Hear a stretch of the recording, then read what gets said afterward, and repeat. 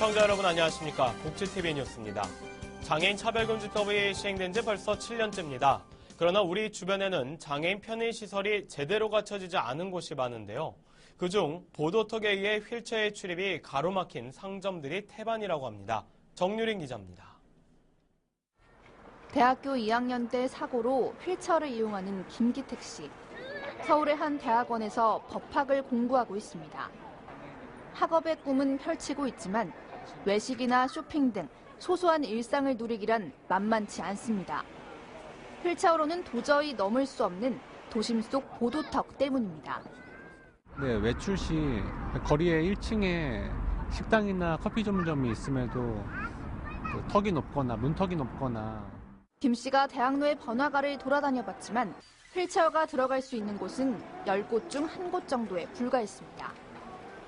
장애인 차별금지법 시행 이후 국가인권위원회가 6년간 접수한 장애인 관련 민원은 6,500여 건. 이 중 60% 이상이 보도턱 등으로 인한 가게 이용 제한으로 꼽혔습니다.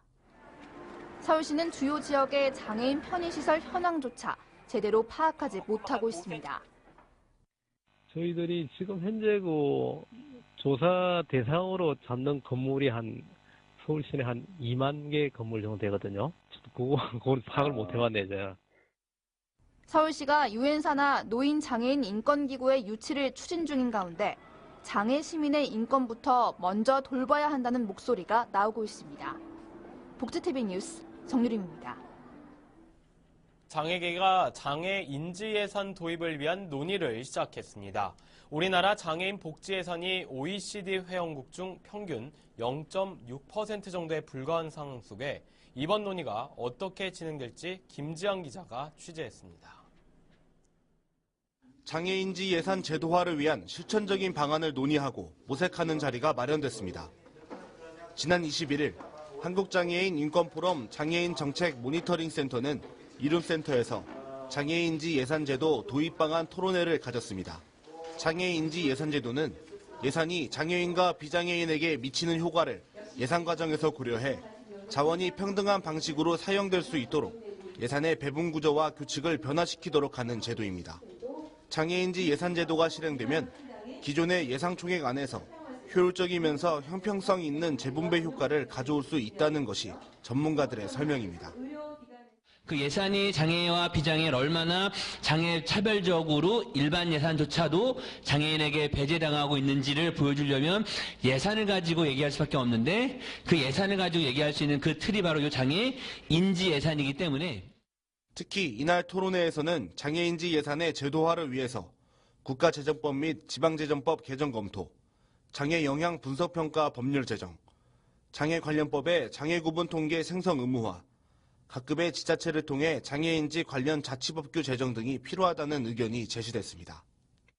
한편 토론회를 개최한 한국장애인 인권포럼은 이날 논의된 방안들을 토대로 시범사업 진행 및 장애인지 예산 도입을 위한 법적 기반 마련을 추진할 것이라고 밝혔습니다. 복지TV 뉴스 김지한입니다. 국토교통부가 장애인 전용 주차구역에 불법 주차하는 차량이 절반 이상을 넘는다는 조사 결과를 발표했습니다. 국토부는 장애인 전용 주차구역의 불법 점유율이 약 58.4%로 절반을 훌쩍 뛰어넘어 교통약자에 대한 배려 문화가 아직도 정착하지 못한 것으로 나타났다고 밝혔습니다. 국토부는 해당 내용이 법적으로 규정돼 벌금을 물리고 있음에도 불구하고 여전히 불법 주차가 나타나고 있다고 말했습니다.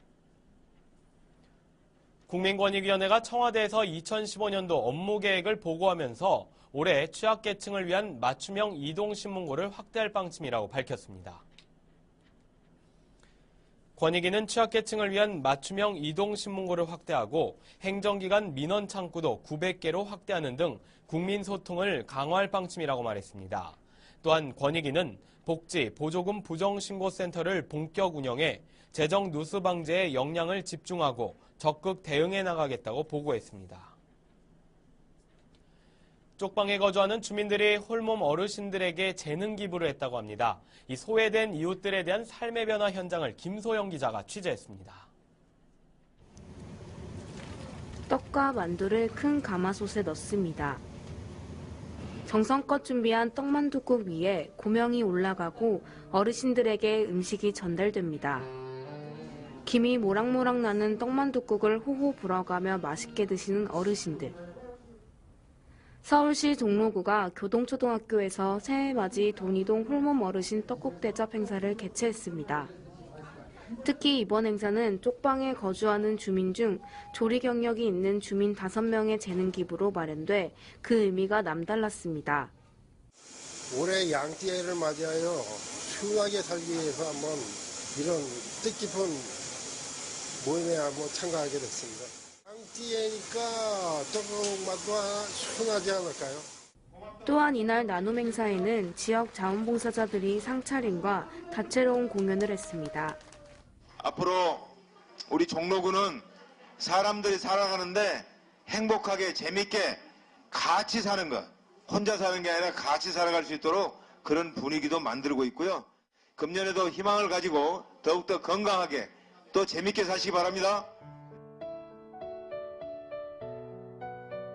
주민들의 재능 기부가 나눔에 대한 방식과 소외된 이웃들의 삶에 변화를 주고 있습니다. 복지TV 뉴스 김소연입니다. 서울 도심의 한 미술관에서 특별한 전시회가 열리고 있습니다. 발달장애 학생과 기성 작가들이 손으로 그린 캘리그라피 작품을 전시하고 있는데요. 이 마음을 어루만지는 캘리그라피의 세계 함께 하시죠. 정유린 기자입니다. 생각도 필체도 제각각. 소중한 꿈들을 글씨에 담는가 하면 퐁당퐁당 졸졸졸 살랑살랑. 우리 주변에서 흔히 들을 수 있는 소리를 문자와 음성을 통해 역동적으로 표현한 작품까지. 다양한 캘리그라피가 한데 모였습니다. 한글의 서예 기법과 디자인 요소를 섞은 글자 예술, 즉 캘리그라피로 소통을 모색했던 사람들의 이야기를 담은 전시회가 지난 21일부터 열리고 있는데요. 이번 전시는 발달장애 학생 11명의 캘리그라피 작품 40여 점과 기성 작가들의 작품 10여 점이 전시됩니다. 누군가의 고민을 이렇게 글자로 표현해낸다는 게 굉장히 의미 있는 일이라고 생각이 들었고 누군가의 고민을 해결해준다는 느낌이 들어서 굉장히 기분이 좋았어요. 프로젝트 기간 동안 발달장애 학생들은 짧은 글을 통해 상상력을 마음껏 펼치며 통통 튀는 재기발랄함을 선보였습니다.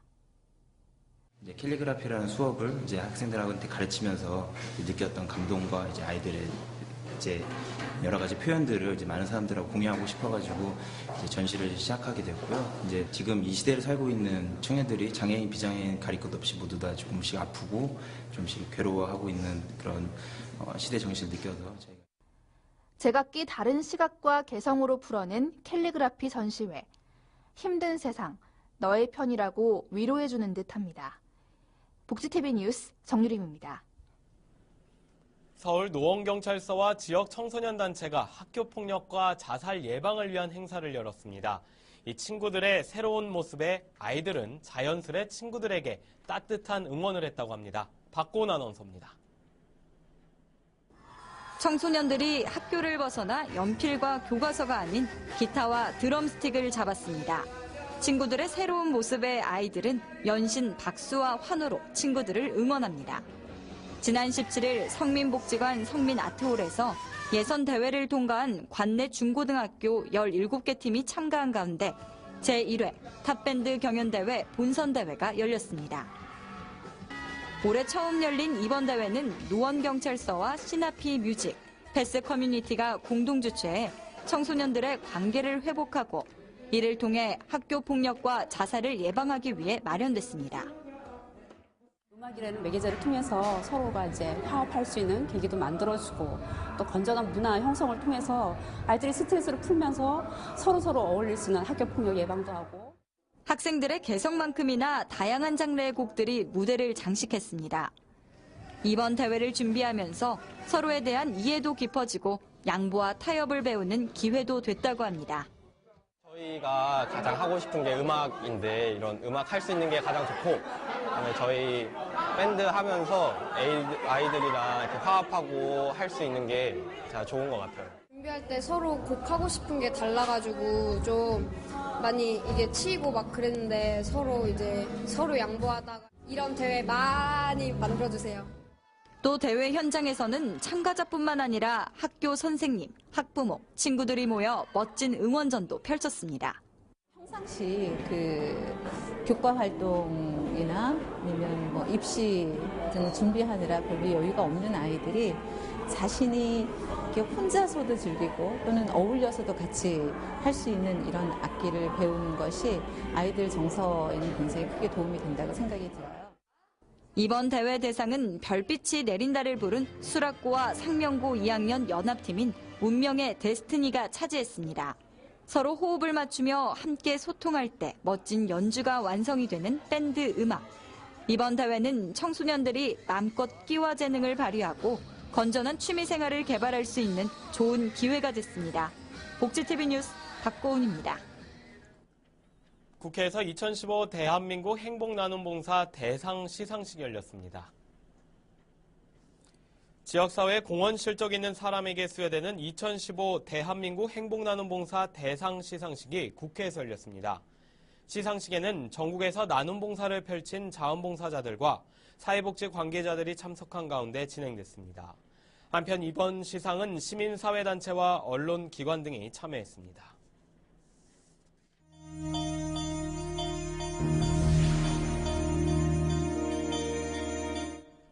이어서 간추린 뉴스를 전해드립니다. 고용노동부는 방송, 영화, 게임 등 문화 콘텐츠 산업 종사자의 열악한 근로조건 개선을 추진하겠다고 밝혔습니다. 특히 고용부는 문화 콘텐츠 산업에 표준계약서를 확대 적용하겠다고 말했습니다. 표준 근로계약서에는 4대 보험 의무가입을 포함해 연장근로 대가와 휴게시간 보장, 임금 지급일 준수, 부당하게 낮은 임금 금지 등이 담기게 됩니다. 일본군 위안부 문제를 소재로 한 역사동화 봉선화가 필 무렵의 영문 번역본 터치미낫이 발간됐습니다. 앞으로 영문 동화책은 나눔의 집이 중심이 돼 미국을 비롯한 전 세계에 배포될 예정이며 배포 비용은 후원과 기부금으로 충당하게 됩니다. 기부 참여자는 나눔의 집의 배포지 주소와 한 권당 10,000원을 입금하면 됩니다. 서울인권영화제가 인권영화와 활동 세미나를 함께할 자원활동가를 이달 25일까지 모집한다고 밝혔습니다. 자원활동가는 홍보와 현장 진행, 장애인 활동 보조 등의 활동을 할 예정입니다. 올해 서울인권영화제는 오는 5월경 열릴 예정이며 장소는 아직 정해지지 않았습니다. 새해를 맞이해 2015 전남사회복지관계자 신년인사회가 전남사회복지협의회 주관으로 목포에서 열렸습니다. 이낙연 전라남도 도지사와 사회복지 관계자들이 참석한 가운데 열린 이번 신년 인사회에서 참석자들은 올해도 전라남도 지역 주민들의 복지 증진을 위해 앞장서겠다고 다짐했습니다.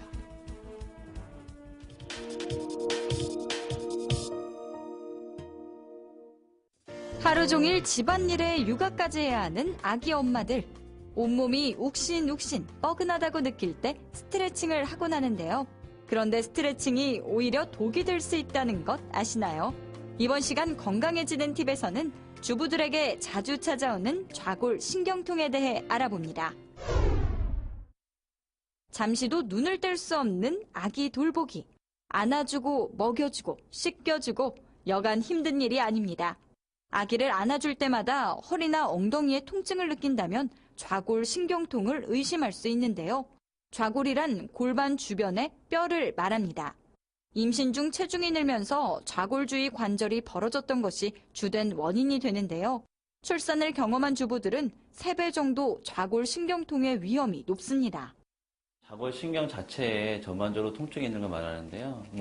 크게는 디스크 질환일 수도 있고, 그다음에 좌골 신경 내려가는 길 쪽에 신경이 염증이 생기거나 그런 경우도 있고요. 그다음에 좌골이라고 해서 그 다리뼈 움직이는 거 있거든요. 그쪽에 염증이 생겨서 신경에 염증을 유발시키는 것도 다 좌골 신경통에 포함되고 있습니다. 아기를 안을 때마다 심한 통증을 느낀다고 요가나 스트레칭을 하는 경우가 있는데 이는 자칫 독이 될 수 있습니다.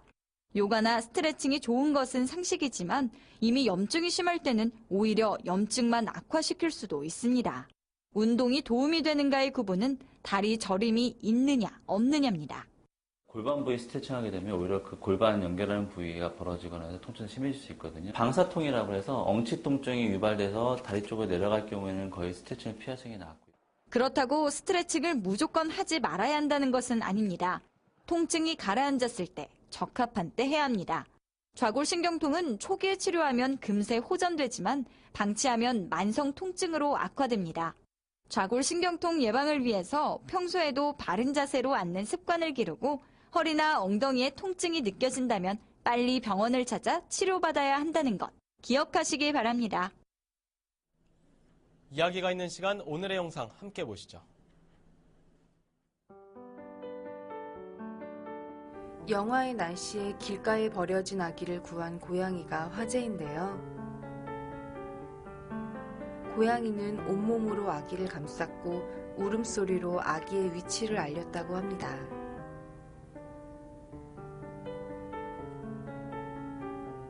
아동 학대에 관한 어두운 소식이 연일 이어지는 요즘 많은 것을 느끼게 해주는 것 같습니다.